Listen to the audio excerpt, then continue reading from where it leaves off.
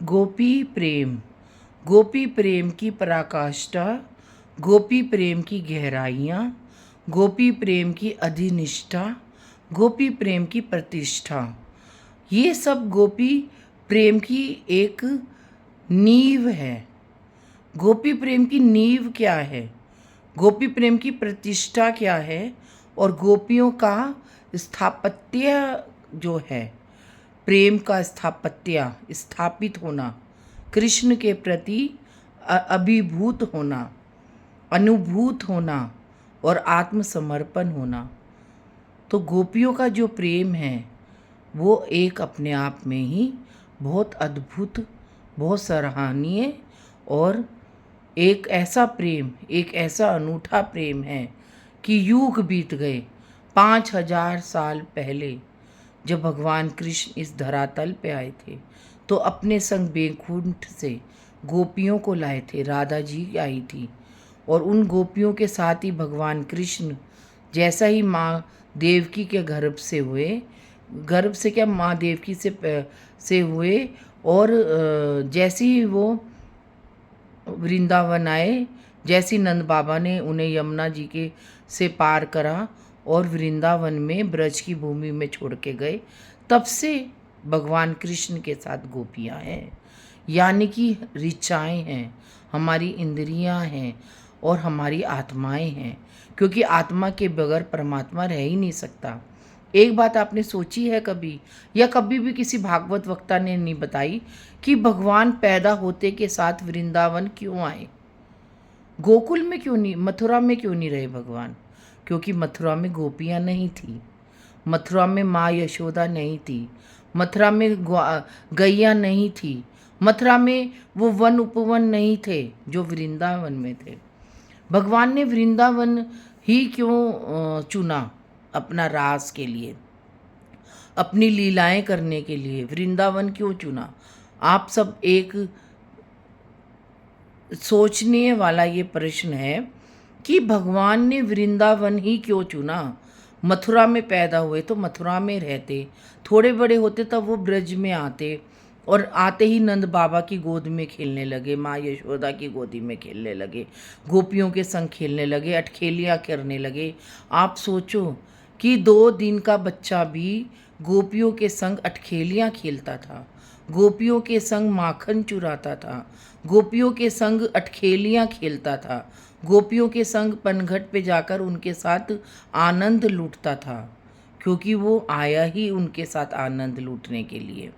11.5 वर्ष तक भगवान कृष्ण रहे हैं, और गोपियाँ कोई 50 साल की थी, कोई 60 साल की थी, कोई 80 साल की थी, कोई 100 साल की थी, और भगवान उनके साथ लीलाएं करते थे।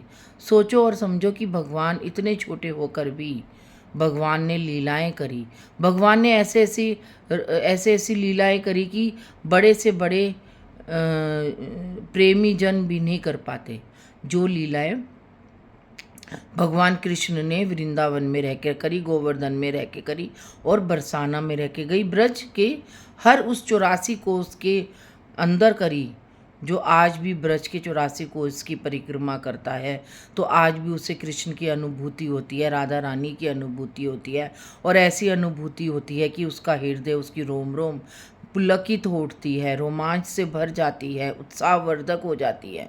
उसे ऐसा लगता है कि चारों तरफ कृष्ण ही कृष्ण है, चारों तरफ राधा ही राधा है, चारों तरफ गोपियाँ ही नृत्य कर रही है, मोर भी नृत्य कर रहे हैं, पीहू पीहू भी, पीहू पीहू की आवाज़ से, पीहू पीहू की आवाज़ से पूरा वन उपवन चहक रहा है, महक रहा है, चंपा से, गुलाब से, और ना जाने कितने फूलों से वृंदावन जब महका करता था। इतना सुंदर वृंदावन का वातावरण होता था कि उसकी छटा देखने लायक ही होती थी।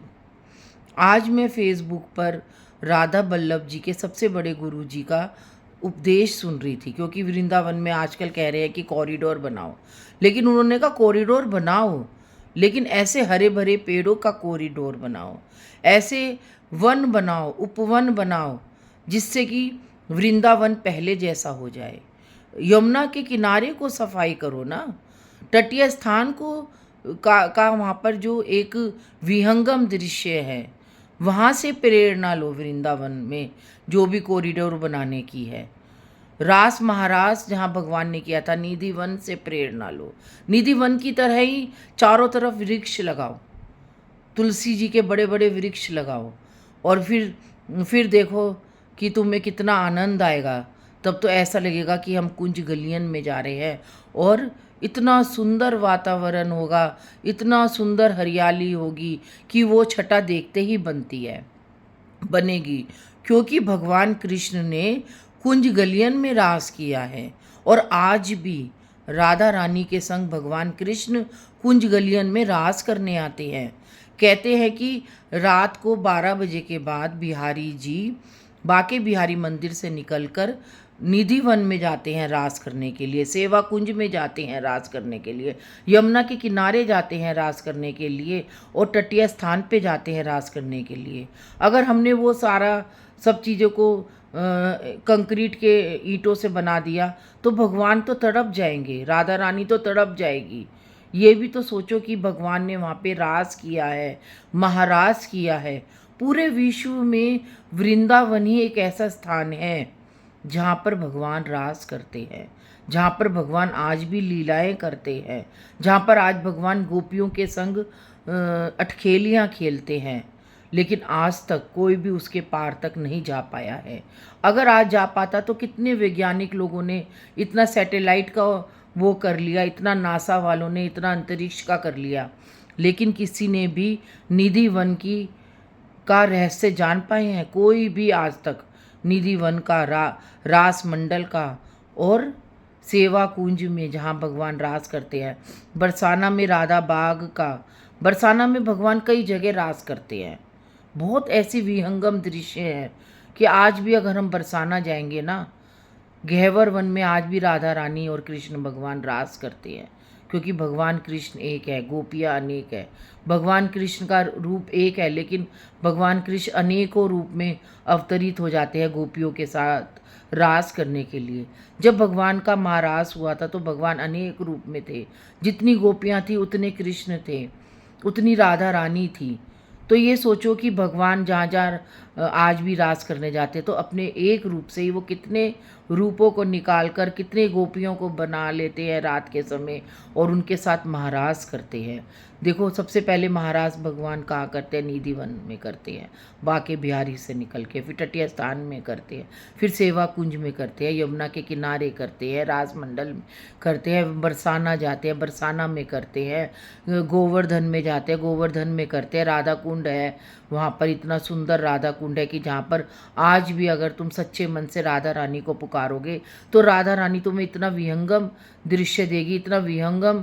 वहाँ पे चिंतन करो राधा रानी का, राधा कुंड में तुम राधा रानी का एक बार चिंतन करके तो देखो, राधा रानी को ध्याकर तो देखो। राधा रानी और भगवान कृष्ण तुम्हें हृदय से लगाएंगे। एक तरफ राधा कुंड है तो एक तरफ श्याम कुंड है, और तुम उसके बीच में बैठकर जब तुम राधा रानी और श्याम जी का चिंतन करोगे तो आज भी तुम्हें ऐसा लगेगा कि दोनों स्नान कर रहे हैं, दोनों श्याम कुंड और राधा कुंड में बैठ के अटखेलियाँ कर रहे हैं, गोपियाँ रास कर रही हैं। उन सबको अनुभूत करो, उनको अपने हृदय में उतारो। भगवान की, अगर तुम्हें भगवान कृष्ण को पाना है, राधा जी को पाना है, मत भागो इधर उधर, सिर्फ इन जगहों के तुम दर्शन करो।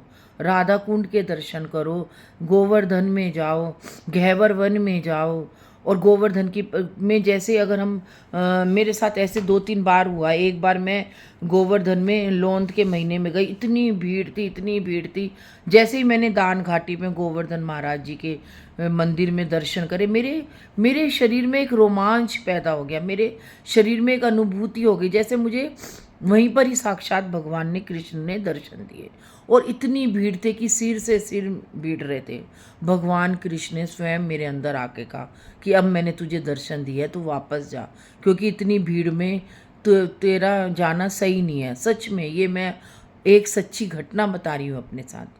आज इस बात को 10-15 साल हो गए, और आज भी मैं उसी स्थान पे जाती, उसी जगह खड़ी होती हूँ, तो मुझे आज भी भगवान कृष्ण की वही अनुभूति मिलती है, वही प्रेम मिलता है, और वही साक्षात्कार मिलता है। क्योंकि मैंने भी नंगे पैर रात रात भर जाग कर कईयों बार मैंने गोवर्धन की परिक्रमा करी है। एक बार मैंने गोवर्धन की परिक्रमा करी और साथ साथ बरसाने की भी परिक्रमा करी, तो किसी संत ने कहा कि तुमने तो, हर कोई एकदम से ही गोवर्धन और बरसाना की परिक्रमा नहीं कर सकता, तो तुम्हारे ऊपर राधा रानी और कृष्ण भगवान की एक विशेष कृपा हुई है कि तुमने दोनों की परिक्रमा इकट्ठे करी है एक ही दिन में। और जैसे गोवर्धन की परिक्रमा मेरी समाप्त हुई, वैसी मैं बरसाना चली गई। और बरसाना में जाकर मुझे नहीं पता था कि बरसाना की परिक्रमा कहाँ से शुरू होती है, कहाँ अंत होता है। एक आई राधा रानी के रूप में कहो या ग्वालन के रूप में कहो, तो उसने मेरा हाथ पकड़ा कि मैं तुझे पूरे बरसाना की परिक्रमा करती हूँ। और वो मेरा हाथ पकड़ पकड़ के पूरे बरसाना में ले गई, घैवर वन में ले गई। इतना सुंदर विहंगम दृश्य देखा, इतना सुंदर मैंने घैवर वन देखा कि मैं उसकी परिकल्पना नहीं कर सकती। आज भी वो दृश्य मेरी आंखों में बसा हुआ है। आज भी मैं आंख बंद करके अगर उस दृश्य का अवलोकन करूँगी, उसको स्पर्श करूँगी, उसको अनुभूत करूँगी, तो आज भी वो दृश्य मेरे हृदय में आकर स्थापित हो जाता है, अनुभूत हो जाता है और मैं उन भाव से गदगद हो जाती हूँ। अभी मैं आपको सुना रही हूँ तो मेरा मन कर रहा, मेरा आंखें खोलने को मन नहीं कर रहा। मेरा मन कर रहा है कि मैं भाव विभोर होकर बस उस वन उपवन में, उस बरसाना में चली जाऊं जहाँ मेरी राधा रानी का वास है, जहाँ मेरा राधा रानी का हृदय है। हम वृंदावन में रहे या ना रहे, हम चाहे कहीं रहे, तो हमारे अगर हृदय में ही बरसाना स्थापित हो जाए, आज अगर हमारे हृदय में ही घैवर वन स्थापित हो जाए, आज हमारे हृदय में ही बरसाना स्थापित हो जाए, गोवर्धन स्थापित हो जाए, सब लोग इन जगहों पे जाओ। बिहारी जी को पाना है, टटिया स्थान जाओ, राधा बाग जाओ, आज तुम्हें सब जगह राधा रानी और बिहारी जी के दर्शन होंगे। मत भागो इधर उधर, माया के चक्करों में मत पड़ो, हमारी तरह बनो। हम भी बहुत सालों से राधा रानी की तपस्या कर रहे हैं, भगवान कृष्ण को ध्या रहे हैं। हमें कुछ नहीं चाहिए, हमें ना माया चाहिए, ना वैभवता चाहिए, हमें कुछ नहीं चाहिए, हमें सिर्फ राधा रानी का सानिध्य चाहिए। मुझे तो सच में राधा रानी और कृष्ण का सानिध्य मिला हुआ है। बरसाना ही मेरा हृदय है, गन्नंद गांव भी मेरे हृदय में है, गोवर्धन भी मेरे हृदय में है। मैं जब भी आंख बंद करती हूँ मुझे सब जगह के दर्शन होते हैं, क्योंकि मेरा हाथ हमेशा बिहारी जी पकड़ पकड़ कर लेके गए हैं और उन्होंने ही मुझे चारों तरफ के दर्शन कराए हैं। और फिर दर्शन कराकर मुझे मेरे घर में ही मुझे बिठा दिया कि अब तू अपने हृदय में ही सबके दर्शन कर। और इतना आनंद आता है, इतना हृदय पुलकित तो उठता है कि मैं उसकी व्याख्या नहीं कर सकती हूँ। आज मैं अपने ऊपर घमंड भी नहीं करती हूँ कि मैं इतनी जगह गई, या राधा रानी ने मुझे प्रेम दिया, या कृष्ण ने मुझे प्रेम दिया, या गोपियों का प्रेम मिला, या मीरा का प्रेम मिला। क्योंकि मैंने, मेरे साथ जो जो चमत्कार हुए उसको मैंने लिखा है, मेरी पुस्तकों में है। अगर मुझे प्रेम नहीं मिलता तो मैं पुस्तकें कैसे लिखती, आज मैं इतना यूट्यूब चैनल पे कैसे बोलती। अगर मैं 200-250 मेरी वीडियो बन गई है, अगर आज मुझे ऊपर जाना होता या बिहारी जी मुझे ऊपर जाना होता तो वो मेरा हाथ पकड़ के ऊपर ले जाते, लेकिन नहीं, बिहारी जी कहते हैं कि तू जहाँ है वहीं ठीक रहे। क्योंकि ज़्यादा ऊपर जाने से घमंड आता है, अभिमान आता है, ऐश्वर्य आने से सब कुछ आ जाता है। इसलिए बिहारी जी कहते हैं तू जैसी ज़िंदगी जी रही है वैसे जी, और मेरा प्रेम, मेरी भक्ति पाती रहे और बस मोक्ष की प्राप्त करना है। क्योंकि अभी मैं 3-4 महीने से इतनी बीमार थी कि बिहारी जी ने मुझे 2 बार जीवन दान दिया, और 2 बार वो जीवन दान किस लिए दिया मुझे कुछ नहीं पता। और उसके बाद मेरे अंदर जो आध्यात्मिकता आई है, जो भाव आए हैं, उसकी मैं परिकल्पना नहीं कर सकती और ना ही आप सबके समक्ष उसे प्रस्तुत कर सकती हूँ। हाँ, अगर वैसा कोई श्रोता होगा तो मैं उसके सामने प्रस्तुत कर पाऊँगी, और वैसे नहीं, अदरवाइज़ नहीं। क्योंकि कहते हैं, भागवत में भी लिखा है कि वक्ता को भी अगर हमारे अंदर भाव आ रहे हैं, हमारे अंदर ज्ञान आ रहा है, तो हमें सामने श्रोता भी हमें वैसे ही चाहिए। हमें उसी श्रोता के सामने अपने भाव प्रकट करने चाहिए जो हमारे भावों को समझे, हमारे प्रेम को समझे। ये सब भागवत में लिखा है। भागवत से पढ़कर ही मैं आपको सब चीज़ों को व्यक्त करती हूँ, और भागवत के अनुसार ही अपना जितना हो सकता है मैं अपना जीवन यापन करती हूँ। चाहे भगवान मुझे कितने ही कष्ट देता है, चाहे मुझे कितनी दुविधाओं में डालता है, चाहे कितनी कठिन परिस्थितियों से पार कराता है, देता है वो मुझे, लेकिन पार भी वही करता है। आज मेरा जो जीवन है वो मुझे पता है मैं कैसे अपने जीवन का निर्वाह करती हूँ। अपने ऊपर जो कठिनाइयाँ आती हैं उनको कैसे दूर करती हूँ, वो मेरे बिहारी जी जानते हैं, या राधा रानी या भोले बाबा जानते हैं। और इसके अलावा कोई नहीं, और वही मेरी समस्या का हल करते हैं, मेरी कुल देवी जानती है। बस मैं इनके चरणों में रहूं, इनके चरणों का गुणवाद करती रहूं, और अपने भाव इनके चरणों में ही अर्पित करती हूँ और सदा अर्पित करती रहूं। यही मेरी मनोकामना है, यही मेरी कामना है। राधे राधे।